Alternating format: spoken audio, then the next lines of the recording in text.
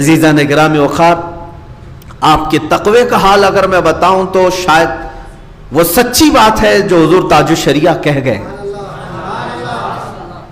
علیہ الرحمت والرضوان۔ تاج الشریعہ کے نانا تھے، سگے نانا، مفتی اعظم ہند۔ بات سمجھ رہے نا؟ مفتی اعظم ہند کی سب سے بڑی جو صاحبزادی تھی، ان کے بیٹے تھے حضور تاج الشریعہ، اور تاج الشریعہ کا نسب دونوں طرف سے بھی اعلیٰ حضرت کو ملتا ہے۔ اعلیٰ حضرت کے بڑے بیٹے حامد رضا خان اور چھوٹے بیٹے مفتی اعظم ہند۔ مفتی اعظم ہند کی بیٹی اور حامد رضا خان رحمۃ اللہ علیہ کے بیٹے، ان دونوں کا آپس میں نکاح ہوا، اور ان دونوں کے نکاح سے تاج الشریعہ پیدا ہوا۔ یعنی نانا مفتی اعظم ہند ہیں ان کے، اور دادا حجت الاسلام ہے، اور دونوں طرف سے بھی اعلیٰ حضرت جو ہے نانا کی طرف سے بھی ہیں، دادا کی طرف سے بھی ہیں۔ بہرحال جو فرمائے اپنے نانا کے متعلق حضور تاج الشریعہ رحمۃ اللہ تعالیٰ نے، وہ بالکل برحق بات ہے۔ کہا متقی بن کر دکھائے اس زمانے میں کوئی، ایک میرے مفتی اعظم کا تقوی چھوڑوں گا۔ اس تقوی کو پہنچ ہی نہیں پائیں گے آج لوگ۔ ان کی محفل کا حال کیا ہوتا تھا جانتے ہیں آپ؟ مفتی اعظم ہند رحمۃ اللہ علیہ کی، ان کی محفل میں کوئی بغیر ٹوپی کے آ نہیں سکتا، اتنے سخت تھے ان معاملات میں۔ ٹوپی پہننا واجب اور فرض نہیں، لیکن اتنی چھوٹی چیز کو بھی وہ ضائع نہیں ہونے دینا چاہتے۔ خاندان کے معاملات ایسے تھے، اللہ اکبر، خاندان میں نکاح کی تقریب تھی ان کے گھر میں، رشتہ داری میں، تو جہاں سے بارات آئی تھی دولہے والوں میں سے دو لوگ ایسے تھے جن کی داڑھی نہیں تھی، اس پر اتنے سخت ہوتے تھے۔ مفتی اعظم ہند رضی اللہ تعالیٰ نے اسی وقت کھڑے ہو گئے، کہا کہ میں اس رشتے کو ناپسند کرتا ہوں، جہاں میرے آقا صلی اللہ تعالیٰ علیہ وسلم کی سنت کا پاس نہیں رکھا جاتا، وہ میرے گھر کی بیٹی کا کیا خیال کریں گے۔ اتنے سخت تھے ان معاملات میں، اور محفل میں، اسی لیے تو میں کہہ رہا ہوں ان کے تقوی کو نہیں پہنچ پائیں گے۔ محفل میں اگر کوئی چائے دینے والا بھی بغیر داڑھی والا ہوتا تو اس کو ہاتھ نہیں لگاتے تھے۔ اس طرح کا پورا معمول پوری زندگی چلا ہے ان کا، ایسا نہیں کہ مریدوں کے سامنے۔ اور ایک بار ان کے شاگردوں میں، خلفاء میں بڑے بڑے علماء ہیں، ان کے خلیفہ ہیں علامہ قمر الزمان خان صاحب مفکر اسلام، فرماتے ہیں کہ وہ ان کے مدرسے آئے مفتی اعظم ہند رضی اللہ تعالیٰ، دوپہر کا وقت تھا، سخت گرمی تھی، نماز کے لیے جیسے ہی کھڑے ہوئے، شاگرد بھی ہیں، مرید بھی ہیں، خلیفہ بھی ہیں مفتی اعظم ہند کے، پنکھا ہوتا ہے وہاں پر، وہ لکڑی کا پنکھا ہوتا ہے یو پی میں، یعنی جو چٹائیاں جس سے بنی جاتی ہیں اس کے پنکھے بنتے ہیں، ہلا کر کے ہوا کرتے ہیں۔ یہاں چونکہ اتنا گرم ماحول پہلے سے نہیں تھا، اس لیے پنکھے شاید زیادہ نہیں، اور اب تو کرنٹ کا حال ہے، وہاں بڑا بے حال ہے یو پی میں۔ پنکھا جھلنے لگے، نماز میں مفتی اعظم ہند تھے، جب سلام پھیرا تو جلال میں آ گئے، پنکھا نیچے رکھو، پنکھا چھوڑو، ہوا مجھ کو کر رہے ہو۔ کہا کہ حضور پسینے میں شرابور ہو رہے تھے، سخت گرمی ہے۔ مفتی اعظم ہند کی یہ دیکھیں وحدانیت کا اقرار اللہ کی بات۔ کہتے ہیں کہ قمر الزمان بندے کو یہ زیب نہیں دیتا کہ وہ بادشاہ کی خدمت میں ہے اور اس کی کوئی دوسرا خدمت کر رہا ہو۔ خادم جب بادشاہ کی خدمت میں لگا ہو اور خادم کی اگر کوئی دوسرا خدمت کرے تو یہ بادشاہ کی شان کے خلاف ہے۔ میں رب ذوالجلال کی عبادت میں ہوں، بندہ ہوں، اور بندے کی کوئی دوسرا خدمت میں لگ جائے، یہ سلطان کی توہین ہے، بادشاہ اعظم کو زیب نہیں دیتا۔ اور فرمایا بندے کے لیے یہ بندے کی شان نہیں ہے کہ وہ خود بندگی کر رہا ہو اور کسی اور سے غلامی بھی کرا رہا ہو۔ بندہ کیسا ہے؟ یہ مفتی اعظم ہند رضی اللہ تعالیٰ عنہ کا تصور تھا۔ کسی بھی چیز میں آپ باریکی سے جو عمل کرتے تھے۔ ایک صاحب نے مجھے بتایا تھا کہ آپ گھڑی نہیں پہنتے، کسی نے پوچھا، واللہ عالم، روایات جو تواتر سے بہت ساری روایات پہنچی ہیں ہم تک، تو آپ نے فرمایا گھڑی پہنتے ہیں تو ہر کوئی پوچھنے لگتا ہے کہ ٹائم کتنا ہوا، مجھے اس بات کا خوف ہوتا ہے کہ میں ٹائم بتا دوں ابھی 10 بج رہے ہیں، 1 منٹ آگے پیچھے ہو گیا تو کہیں میں جھوٹا نہ بن جاؤں۔ جھوٹ کا شائبہ نہ ہو. یہاں تو لوگ پورا کا پورا جھوٹ نکل جاتے ہیں اور کہہ جاتے ہیں. وہ ہلکے سے شائبے سے بھی بچنا چاہتے تھے. تقویٰ، یہ تقوی کی مثالیں اگر میں آپ کو بتانے لگوں تو بہت طویل ہے. اپنے ایک مرید کے گھر آپ قیام کیے ہوئے تھے کلکتہ میں. بڑے صاحب تھے، وہ رئیس بھی تھے، مرید بھی تھے، مفتی اعظم ہند رضی اللہ تعالیٰ عنہ کے بڑے معتقد تھے.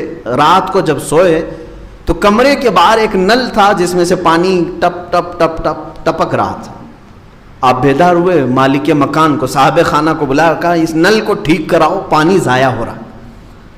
کتنے نلوں میں پانی جاتا رہتا ہے، نل میں سے قطرے ٹپکے جا رہے ہیں، اس کو ٹھیک کروا لو، پانی ضائع ہو رہا ہے. کہا حضور ٹھیک ہے میں کروا لوں گا. صبح ہوئی. پھر جب صبح کہیں جا رہے تھے آپ تو آپ نے پھر اس کو کہا کہ رات بھر ٹپکتے رہا پانی، تم نے ٹھیک نہیں کہا. کہا حضور ابھی کروا لیتا ہوں. آپ گئے، واپس آئے دوپہر کے وقت. آپ نے پھر دوبارہ بلایا، کہا میں کہہ رہا ہوں اس نل کو ٹھیک کروا لو. اب ظاہر سی بات ہے حضور مفتی اعظم ہند جس کے گھر پہ ٹھہرے ہوں اس کے لیے انتظامی معاملات میں کتنا وہ مصروف رہا ہوگا. لوگوں کا آنا جانا سب. شام ہو گئی، وہ نل ٹپکتا ہی رہا، وہ بیچارہ کر نہیں سکا. شام ہوتے ہی مفتی اعظم ہند رضی اللہ تعالیٰ فوراً اپنے خادمین کو بلایا، کہا میرا سامان پیک کرو. فوراً اپنا سامان اٹھایا اور گھر سے نیچے اتر آئے. وہ رونے لگا کہ حضور کیا گستاخی ہو گئی، کیا گستاخی ہو گئی. کہنے لگے کہ میں نے مسلسل 3 مرتبہ تجھے سمجھایا کہ پانی تیرے گھر میں ضائع ہو رہا ہے. کل قیامت میں اللہ تعالیٰ میرا فیصلہ کرنے پر آ جائے کہ ایک فضول خرچی کرنے والے کے گھر تو رات بھر کیسے سویا تھا.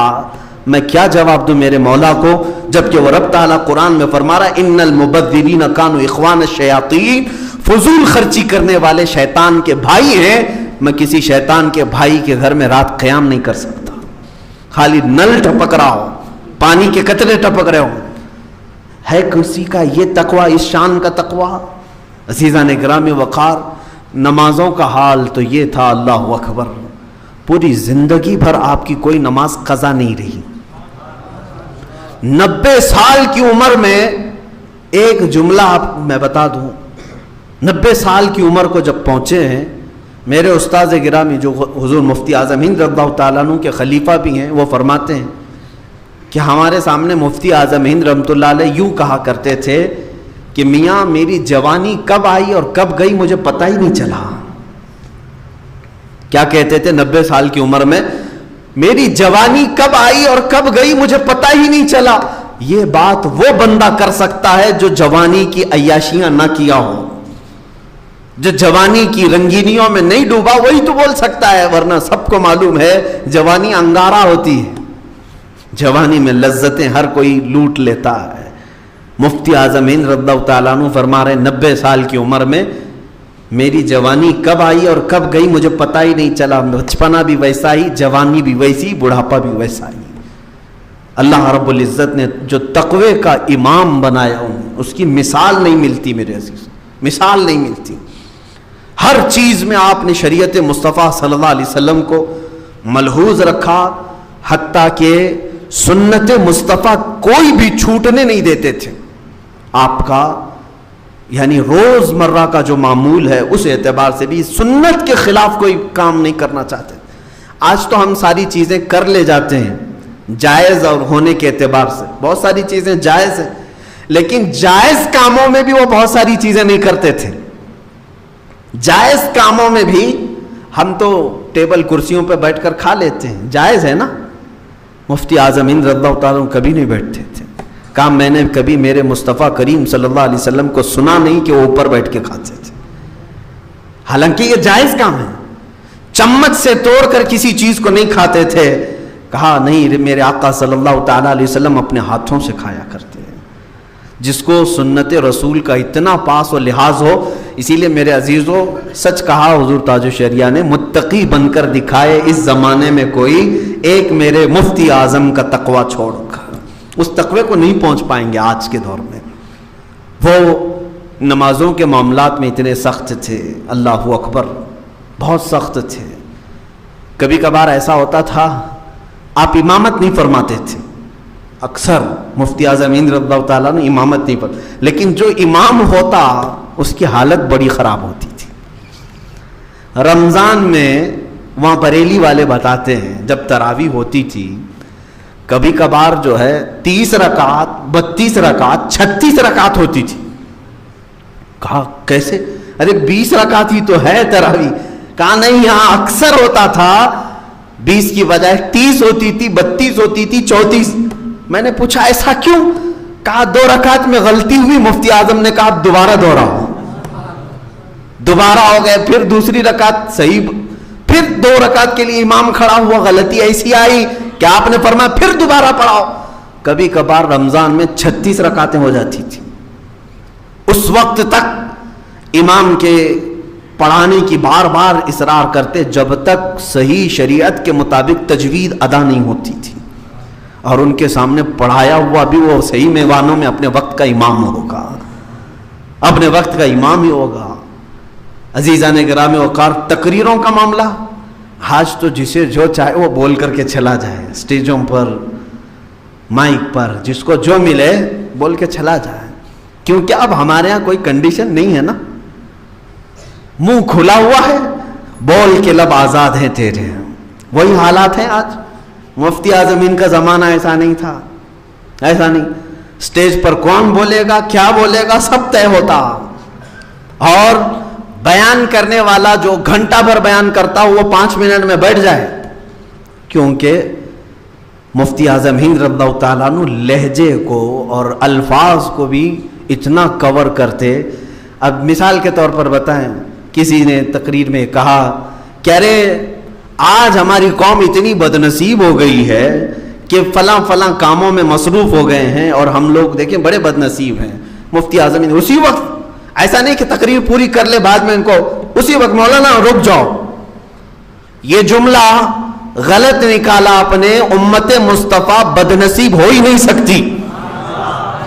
یہ کہیں کم نصیب ہے، بد نصیب کا مطلب ہوا بری نصیب والی۔ ارے بری نصیب والی ہوتی تو کبھی اس امت میں پیدا ہی نہیں ہوتی، نصیبہ اچھا ہے اس لیے سرکار کی امت میں آئے۔ ہاں یہ کہیں اعمال کی وجہ سے کم نصیب ہے، انہوں نے جملہ ٹھیک کر لیا، اب تھوڑا اور آگے بڑھیں، کچھ اور جملہ ہے، پھر بتائیے کس کی تقریر کمپلیٹ ہوگی۔ اسی لیے مناسب لوگ یہی سمجھتے تھے ان کے جلسوں میں، یا وہ جب بیٹھتے، اچھا یہ بھی نہیں کہ پیر صاحب رات کے 2 بجے آ رہے ہیں۔ مفتی اعظم ہند رضی اللہ تعالیٰ عنہ کے جلسے جو لوگ اٹینڈ کیے ہوں گے ان کو معلوم ہے، جلسہ اگر عشاء کے بعد شروع ہوتا ہے تو مفتی اعظم ہند رضی اللہ تعالیٰ عنہ عشاء کے بعد ہی اسٹیج پہ بیٹھ جاتے تھے۔ یہ نہیں کہ پیر صاحب سب سے آخر میں دعا کے لیے آئیں گے، چاہے وہ جلسہ 11 بجے چلے 12 بجے چلے، مفتی اعظم ہند رضی اللہ تعالیٰ عنہ شروع سے آخر تک بیٹھے ہوتے تھے، ہر ایک کو سنتے تھے۔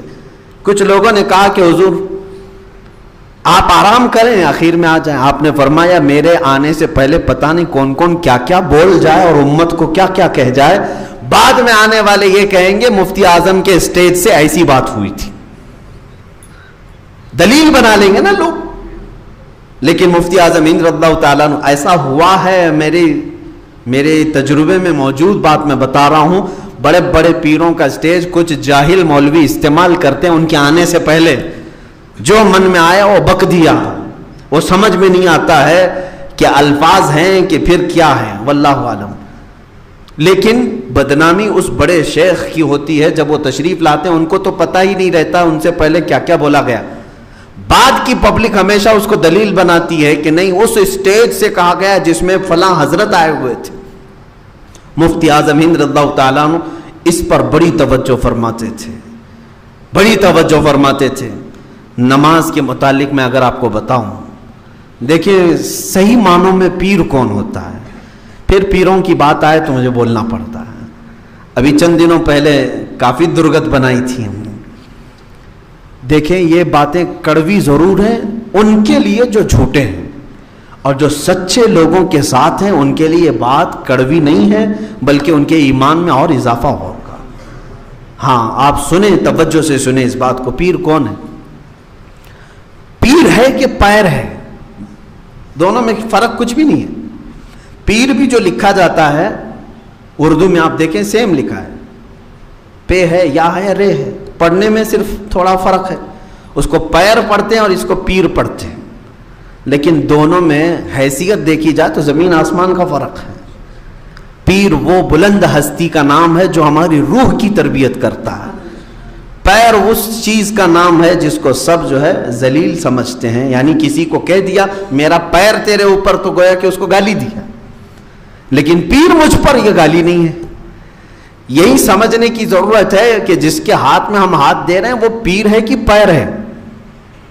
سنیے، ایک شخص کو مفتی اعظم ہند رضی اللہ تعالیٰ عنہ نے ٹکٹ نکالنے کے لیے بھیجا،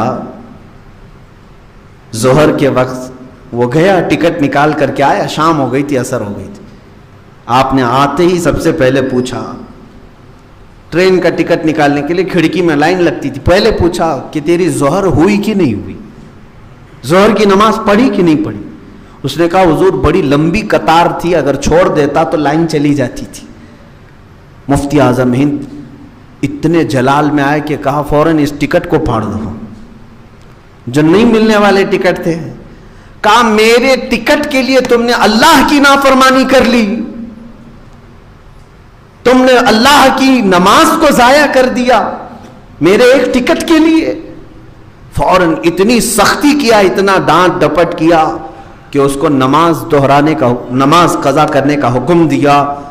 میرے عزیزو، وہ بندہ جو مرید ہے وہ کہتا ہے میں نے زندگی میں دیکھا اگر میرے دوزخ میں جانے کی یا میرے جنت میں جانے کی فکر کسی کو ہے تو وہ میرے پیر کو تھی۔ ظاہر سی بات ہے میری نماز گئی ہے، فرق ان کو کیا پڑنے والا تھا؟ مفتی اعظم ہند جس پر اتنے جلال کے ساتھ کیوں تنبیہ کر رہے ہیں؟ اس لیے کہ یہ پیر ہے جو دیکھنا نہیں چاہتا کہ میرا مرید کسی نماز کی وجہ سے دوزخ میں گیا ہو۔ پیر وہ ہونا چاہیے جو اپنے ہر مرید کو شریعت کا پابند بنا دے، اپنے ہر مرید کو اتنی تاکید کرے، اتنی تلقین کرے کہ وہ شریعت مصطفیٰ پر گامزن ہو جائے اور نمازوں کا پابند ہو جائے۔ الحمدللہ آج بھی آپ دیکھیں گے مفتی اعظم ہند کے مریدوں میں اکثر الحمدللہ باعمل نظر آئیں گے۔ علماء کی بات الگ، جو عام لوگ ہیں ان میں بھی آپ دیکھیں وہ باشرہ نظر آئیں گے اور پابند صوم و صلات دکھیں گے۔ اب چند ہی لوگ رہ گئے ہوں گے جو بڑھاپے میں ہیں،